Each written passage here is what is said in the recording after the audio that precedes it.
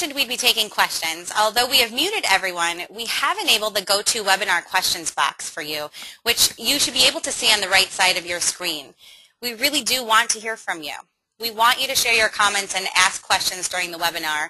And we have a colleague with us today who will be monitoring these questions as they come in, so we'll be tracking these, and we'll open up for a live discussion at the end of the hour. We will do our best to respond to every question, although if for some reason we do not get to everything today, we assure you we will follow up with answers after the event. And finally, we'll be covering a lot today, so please know this event is being recorded and we will follow up with you afterwards with the information you need to access the files so that you may reference our discussion and share it with others. And in speaking of sharing, feel free to engage in the conversation online by sharing information from today's event with your own followers on Twitter using the hashtag and handle you see on the screen. And on that note, we're going to get started. We know that some of you with us today represent staff at CCC member organizations who have some familiarity with the organization, while many others of you are joining for the first time to get your first glance at the organization and what we're all about. Our goal is that each of you walks away today with a better understanding of CCC and an awareness of how you can become more involved. So who are we? Well, we are a membership organization comprised of nonprofit institutions with collections chronicling the history of the Chicago metropolitan region. Our 12 founding members are Chicago area libraries, museums, and universities, all of whose logos are represented here. And we just accepted our first new member, bringing us to 13, this past month, Northern Illinois University, who you'll find down in the lower center area of this slide. We have a couple people from NIU joining us today, so a special welcome to you. And what exactly are we doing? CCC's mission is to preserve, present, and promote the history and culture of the Chicago region by coordinating and leveraging the collections, programs, and expertise of our members. And the big question, of course, why are we doing this? We're doing this because we believe that by leveraging our resources through this collaboration, we can accomplish a number of goals that will make a difference to our individual member institutions and to the profession where there has been a growing recognition of the importance of primary sources. Among our goals, and there are many, include developing a comprehensive virtual collection of primary sources about the Chicago region that is freely accessible to the public. We have a goal to increase the use of our member collections. We want to improve the teaching and learning of Chicago history through the use of these materials. And we want to preserve Chicago history and culture by preserving primary resources. And if we do all of this well, we hope to serve as an exemplar to other cities and organizations who may want to take on similar efforts, while also transforming the way our libraries, our museums, and other holders of archival collections work. Now, where did this all begin? The idea for CCC grew out of conversations over 5 years ago between library directors in the area and their staffs as they discussed potential collaborative projects. They discussed their common goal to preserve and celebrate materials about Chicago and its history. Goals such as saving primary resources, instilling a broader sense of history and the need to collect and preserve collections, whether they are given to our libraries, museums, or not. The richer the collections, the richer the story that can be told. To facilitate scholarship from the researcher to the author, the composer, the genealogist, and on, teachers and students, learners of all kind. CCC aspires to increase public and scholarly interest in and study of the Chicago region's diverse history and culture. So as conversations continued among the leaders of these area institutions, colleagues around the city were enthusiastic and increasing numbers of individuals joined the discussion. The circle widened and the ideas kept developing. They began to identify a number of possible collaborations that would be mutually beneficial. Ideas included things like regional storage facilities, a joint digital imaging lab, partnerships in digital projects, shared web access to special collections, and others. And it was the shared web access to special collections that seemed to be the most promising with the thinking that it could bring together information about the many unique collections spread throughout Chicago's enormous library, museum, and archive community that document the region's history and culture. Collections are largely hidden. Information is fragmented in a variety of institutional catalogs, online finding aid sites, and paper guides. And as I'm sure many of you know, it is no simple task even for trained professional staff and experienced scholars to locate collections. So other potential users with fewer research skills and less knowledge of the unique resources available to them, such as teachers, students of all ages, the general public, they have an even smaller chance of discovering and learning from the wonderful collections that have been preserved for all of our use. So participants in this conversation believed a web portal could become a significant new resource for connectivity, for scholarship and learning. And so it was this idea that the initial group decided to leverage as this new organization began to take root. And from there, the Chicago Collections Consortium officially took off. In 2011, CCC received a planning grant from the Andrew W. Mellon Foundation that focused on two areas: building the organization's structure and identifying the technical platform for a web-based portal. Kate will be sharing more shortly about the portal. But as for building the organization, this was about laying the foundation for a strong, sustainable, and relevant cultural organization. They developed a board. We currently have a board of 9 members. They established standing committees. We have 7 working committees and 3 task forces right now comprised of staff members at member institutions. And by 2012, the organization incorporated and also applied for their 501c3 nonprofit status. They obtained commitments from 12 institutions to be founding members and collected dues from those members. Then, by the fall and winter of 2012, CCC launched a website with general collection information on Chicago-focused collections held by its member institutions. In their effort to compile this initial list of, at the time, over 4,000 collections, which were mainly archives and manuscript collections, they discovered a fair amount of overlap. Currently, there is no efficient way, for example, to learn or research and discover the papers of Pulitzer Prize-winning cartoonist John T. McCutcheon. These papers are housed at least 3 Chicago repositories: the Chicago History Museum, the Newberry Library, and the University of Illinois at Chicago. Pullman collections are housed at least 4 of CCC member organizations.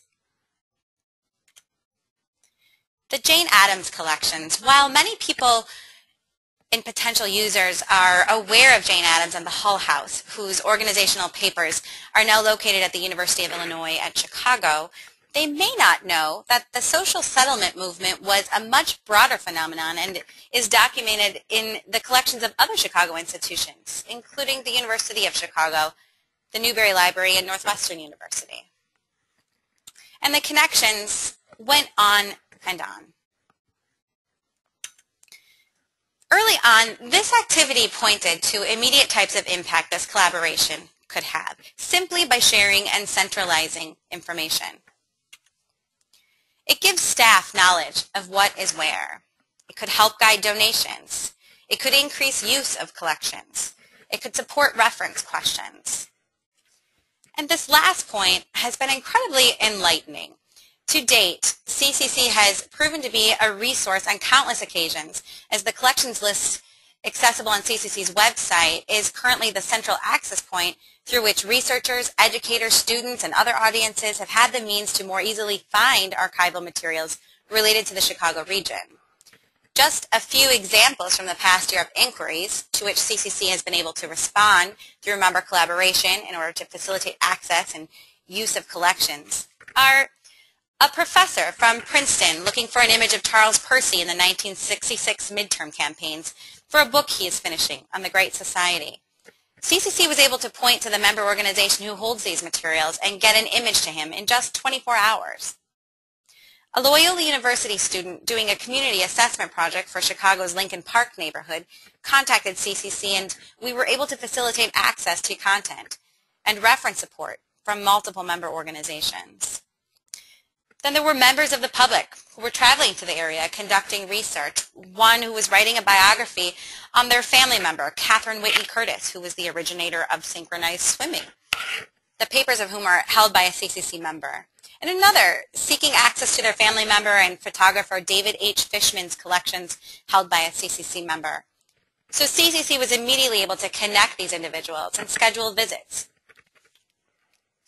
We heard from a Cook County representative that they were beginning a project to identify and inventory their historical archives, and they sought CCC for assistance in planning collection development, preservation, access, and education.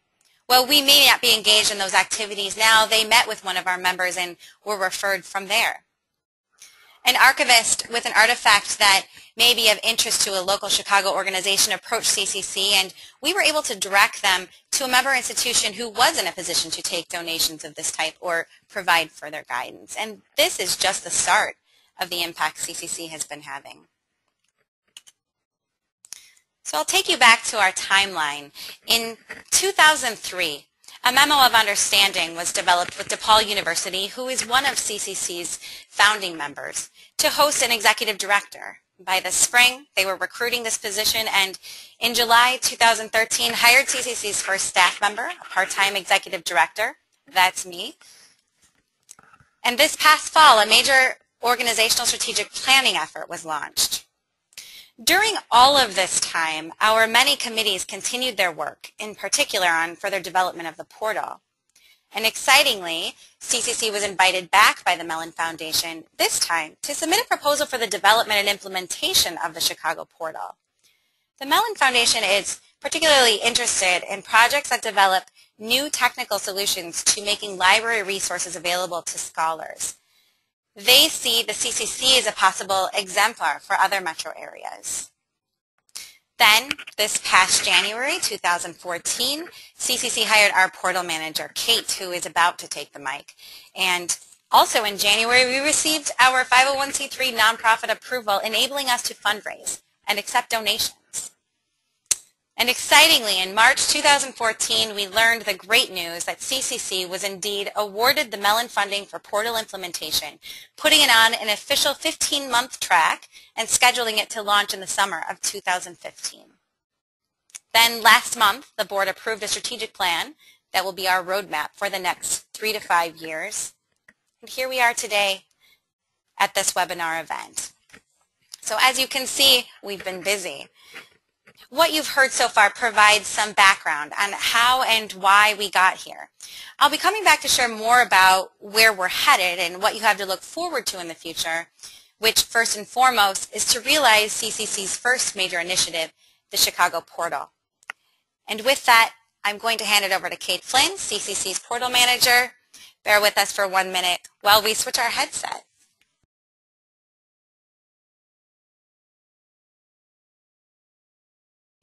Thanks very much, Jacqueline, and hello everyone. My name is Kate Flynn, and I'm going to be talking a little bit about the portal today.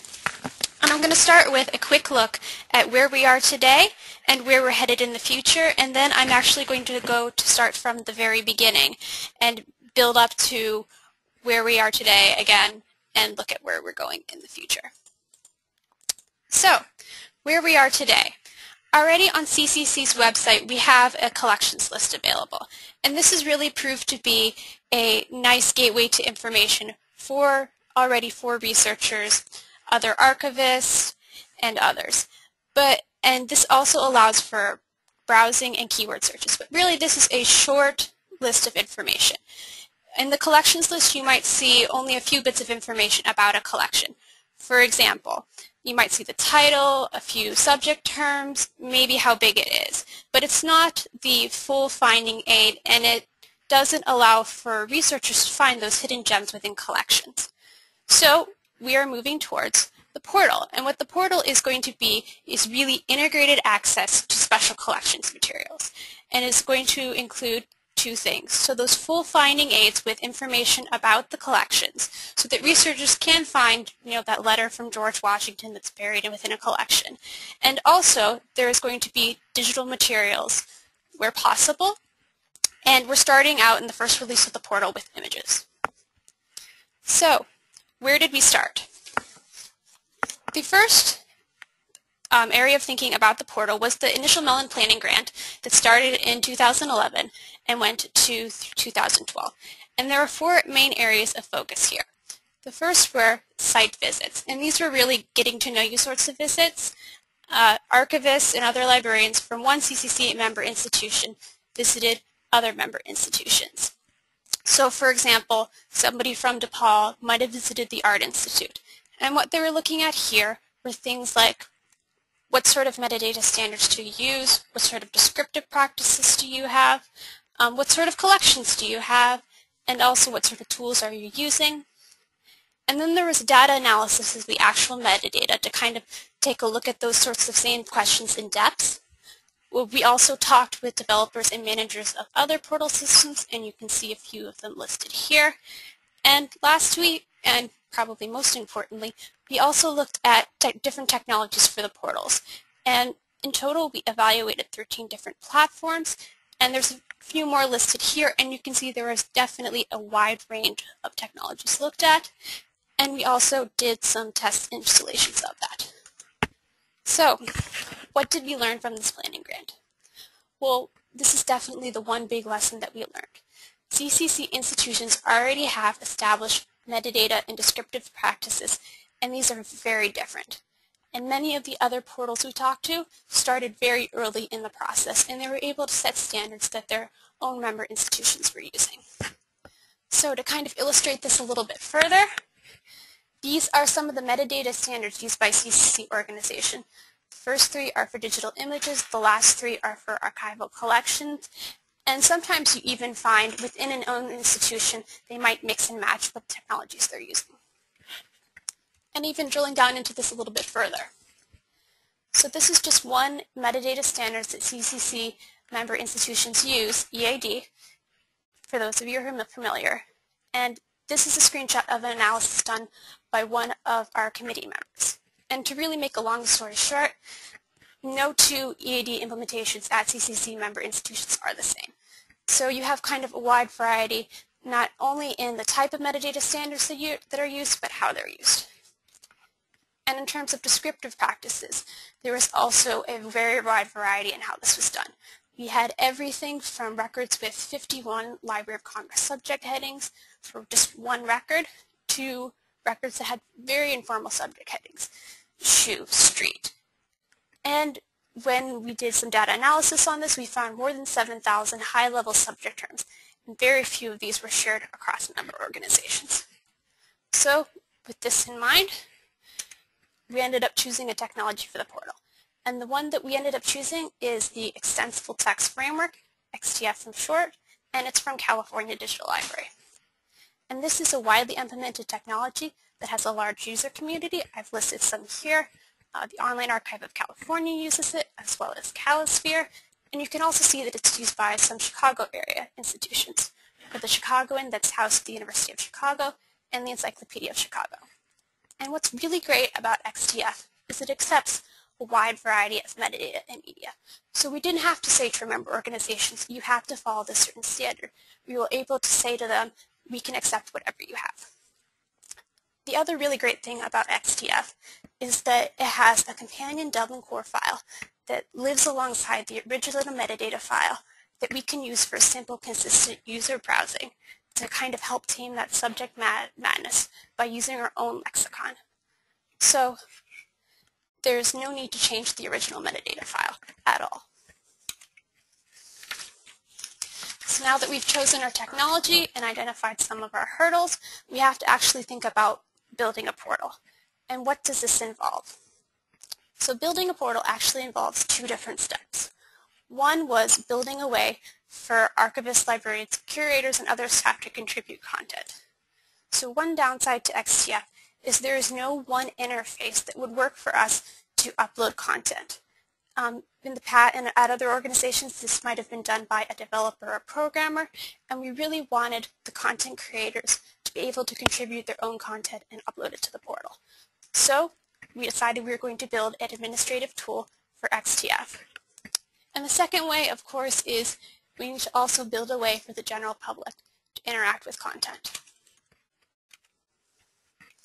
So this is the first part of building the portal that we're doing. And you can see kind of a screenshot here of the design. And it's the portal administrative tool. And this is going to be a self-service tool that archivists and librarians can use to upload their content to the portal. This will also facilitate the creation of the companion Dublin Core metadata file that's used to help with that simple and consistent end user browsing. And one really great thing about this is once we're done building this, we're going to make this open source. So this is kind of a way for us to give back to the community. And at the same time, even though this tool is self-service, I am always here to help CCC members with uploading and using the tool. And really, I'd just like to iterate again that even though this is a tool that you can use on your own, we're always here to help. So, now that we've thought about a little bit about how you're going to upload your content, let's think about how the general public is going to view this content. And that's the public portal interface. And I wish I had a nice screenshot to show you, but really work on the specifications and the designs has just started. What our goal and our vision is for this website is to build a website that conveys to the general public what CCC is. So CCC is a very new institution. And we're not like organizations, say like the Library of Congress, that doesn't have to say on its main page who they are and what they do. But at the same time, we need to pull in the users with our rich and interesting content to make them want to stay and come back and use us again and again. So that's kind of our vision and our goal for the public portal interface. So what's next? Well, the portal is going to launch in summer 2015. And really, if you're interested, now is the time to get involved. Like I said, we're building it right now. So if you're interested, there's really no time like the present. And of course, stay tuned for more information on the public portal interface. And with that, I'm going to hand it back over to Jacqueline.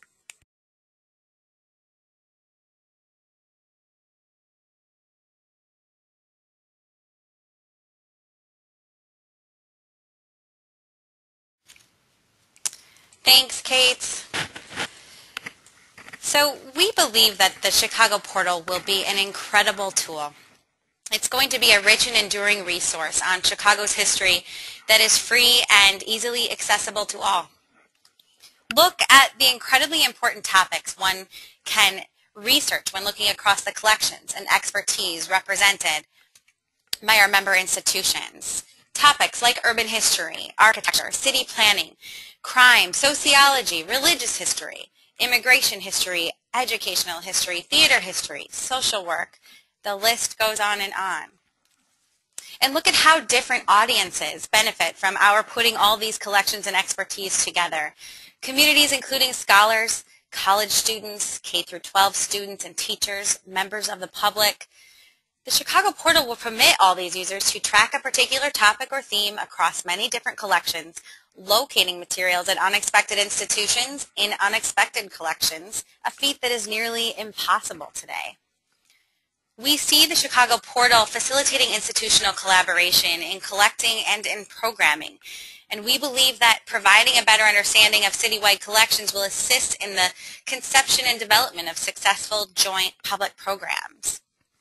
It will encourage technological advancements, shared best practices, and professional development amongst CCC member institutions and their staffs. The portal project will cement the already strong professional, social, and cultural ties between CCC members and support future collaborative work. In addition to the portal, there will be opportunities for educational programming for the public, for teachers, for member staffs, for smaller organizations. The opportunity for exhibitions, citywide, physical, and virtual exhibitions. For joint digitization, preservation, conservation efforts to bring together related collections housed in a number of institutions. This is about uncovering resources that have been underused or, in the worst case, unknown. It's about making more materials more readily available. We may think about fellowships for scholars, summer scholarships for teachers. We envision a strong future, and as a consortium, CCC is committed to multi-institutional efforts that we will be able to help develop and sustain on a scale that cannot be managed by individual institutions and that will benefit all of us. So, How are we going to do all of this? As mentioned, CCC's board approved a strategic plan last month. Through that planning process, CCC identified strategic areas of focus and service priorities for the next 3 to 5 years. We established goals and objectives and the beginning framework for programs that will help us achieve those priorities. And we're working to develop metrics to help us understand and measure our impact. And we're focused on developing a sustainable business model. We invite you to learn more about the plan, which is available on our website, and know that we are currently working to develop strategies for the implementation of the plan, and there will be more on that process down the road if you're interested. In the meantime, for the next 2 years, we will be focused on 4 driving strategies that are illustrated in the circles on your screen. While the overall plan is meant to take us through 3 to 5 years and beyond, these driving strategies will bring a specific focus to our activities during the initial years as we lay a foundation for the successful implementation of the plan overall. So any activities we engage in the coming 2 years or so will be done through the lens of developing these 4 main areas: institutional awareness, the portal, membership services, and the organization. But that's not all. It's not just about developing a strategic plan and following that through. We're going to get there because of you. CCC is all about you and your organizations. Not only will you assist us in building capacity, but by expanding our membership, we will expand our reach and the possibilities for all of us. We want your involvement. We want you to be represented in the portal. We want you to have a voice in the development of the public interface and the resources that will represent collections to the public. We want you to help shape the many other activities this organization will take on, and now is the best time to get involved. CCC has created a membership program with 4 membership categories listed here, each providing a different level of benefits. But first, the governing members are institutions that hold significant collections relevant to the Chicago region and/or its residents. Participating members are institutions with smaller holdings relevant to the Chicago region, or institutions that hold larger, more significant collections but are unable to participate in CCC projects and programs due to geography or other limiting factors. Our associate membership level is for smaller libraries, museums, archives, or other cultural heritage organizations like historical societies that hold significant collections relevant to the region but who have constraints limiting participation at a higher level. So the benefits of membership are found here and will certainly expand over time, but right now, all CCC members benefit from the ability to do things as a collective that may not be able to be accomplished by your individual institution.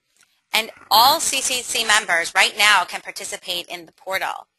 CCC is committed in the long run to making the portal content as full and as comprehensive as possible by expanding our membership to institutions of all shapes and sizes. By becoming a member today, you can immediately get involved and join one of our working committees or task forces comprised of your peers who are helping to shape the organization's future. And through membership, you'll begin to reap all the rewards of this activity that we've already described. Through membership, CCC will provide opportunities to expand services and improve efficiency for both our members and all of our users, and it will make this entire community stronger.